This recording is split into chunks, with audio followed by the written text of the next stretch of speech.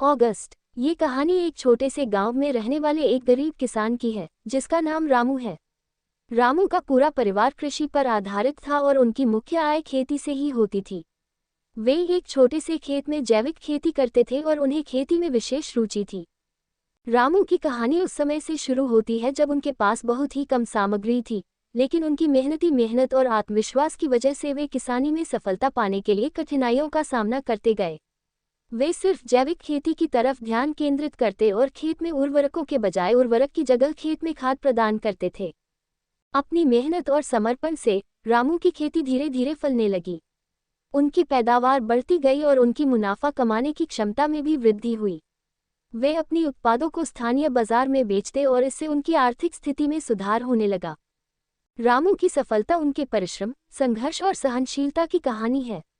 उन्होंने कभी हार नहीं मानी और हमेशा आगे बढ़ने का प्रयास किया। उनकी कहानी गांव के लोगों के लिए प्रेरणास्रोत बनी और उन्होंने दिखाया कि छोटे सपनों को हकीकत में बदलने का सबसे महत्वपूर्ण कदम है मेहनत और संघर्ष।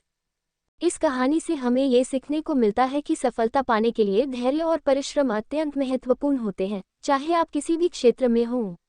रामू की तरह हमें भी अपने लक्ष्यों के प्रति पक्षपात नहीं करना चाहिए और निरंतर प्रयास करते रहना चाहिए, चाहे समस्याएं कितनी भी कठिन क्यों ना हों।